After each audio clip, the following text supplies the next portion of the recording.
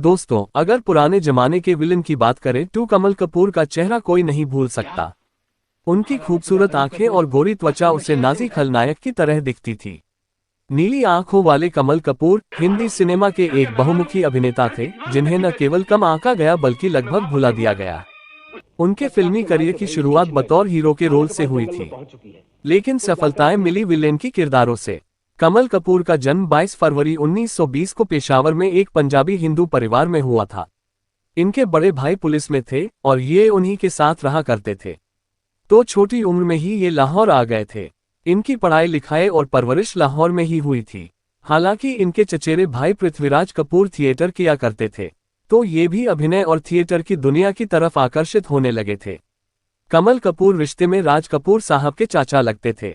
पृथ्वीराज कपूर जब मुंबई में well establish हो गए तो कमल कपूर भी अभिनय करने का इरादा मन में लिए अपने भाई के पास मुंबई आ गए। साल 1944 में पृथ्वीराज कपूर जी ने जब पृथ्वी थिएटर की स्थापना की तो उन्होंने अपने भाई कमल कपूर को पहला ब्रेक भी दिया।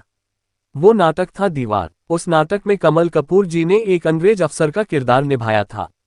सन 1945 में ही उन्होंने सुमन देवी से शादी कर ली थी, जिनसे उनके 5 बच्चे, 3 बेटे और 2 बेटियां भी थीं। फिर साल 1946 में आए दूर चले नामक एक फिल्म में कमल कपूर ने बतौर हीरो पहली दफा कैमरे के सामने अभिनय किया। उनकी हीरोइन थी खूबसूरत नसीम बानो, जो कि सायरा बानो जी की मां थी। वो फिल्म तो ना चल सकी, लेकिन कमल कपूर जी के व्यक्तित्व ने जरूर फिल्म इंडस्ट्री के लोगों पर गहरा प्रभाव छोड़ा। कमल कपूर ने उस दौर की कई बड़ी अदाकाराओं के साथ फिल्में साइन की, जैसे सुरैया, निगार सुल्ताना, श्यामा व गीता बाली इत्यादि। कहते हैं कि कमल कपूर साहब ने 21 फिल्मों में बतौर हीरो काम किया था। उनकी बतौर नायक फिल्मों में डाक बंगला, परदेसी, मेहमान, इंसान, जगबू, हातिम ताए, अमीर आदि प्रमुख रहीं। इन सभी फिल्मों का कमल को कोई खास फायदा नहीं हुआ। चूंकि इनमें से अधिकतर फिल्में फ्लॉप हो गई तो हीरो के रूप में इनका करियर चल ना सका।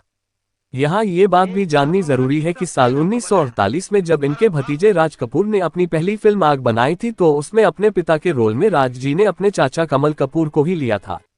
इसके बाद कमल कपूर ने 1951 में पार्टनरशिप में एन जॉली के साथ मिलकर अपनी फिल्म कंपनी बनाई और इस प्रोडक्शन बैनर के तले उन्होंने एक फिल्म कश्मीर बनाए। ये फिल्म भी फ्लॉप हुई और उन्होंने पार्टनरशिप में फिल्म बनाने से तौबा कर लिया। इसके बाद खुद को हीरो रखकर उन्होंने एक और फिल्म खैबर बनाई। बदकिस्मती से ये फिल्म भी फ्लॉप रही। इस बार तो परिस्थिति यह हुई कि उनको अपनी सारी कमाई यहां तक कि कार से भी हाथ धो देना पड़ा। ये कमल कपूर के लिए बेहद बुरा दौर रहा। लगभग 10 सालों तक कमल कपूर के लिए घर पर बैठने का समय रहा। नायक के रोल में दर्शकों ने इन्हें नकार दिया, परंतु सफलता उन्हें खलनायक की भूमिका से मिली। कमल कपूर ने 60 के दशक में फिल्मी पर्दे पर विलेन और खलनायक वाले किरदार करने शुरू कर दिए।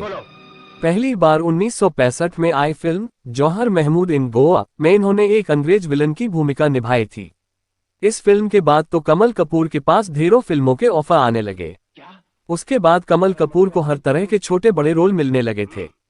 खलनायक की भूमिका में सबसे ज्यादा लोकप्रियता उन्हें 1972 आई फिल्म पाकीज़ा में नवाब जफर अली खान की रोल से एवं 1978 में अमिताभ बच्चन के साथ आई फिल्म डॉन में नारंग के रोल से मिली। फिर उन्होंने 1985 में बनी फिल्म मर्द मूवी में जनरल डायर का रोल प्ले किया था। अपनी फिल्मी करियर में उन्होंने लगभग 600 हिंदी, पंजाबी और गुजराती फिल्मों में काम किया था, परंतु 2 अगस्त 2010 को इनका निधन हो गया।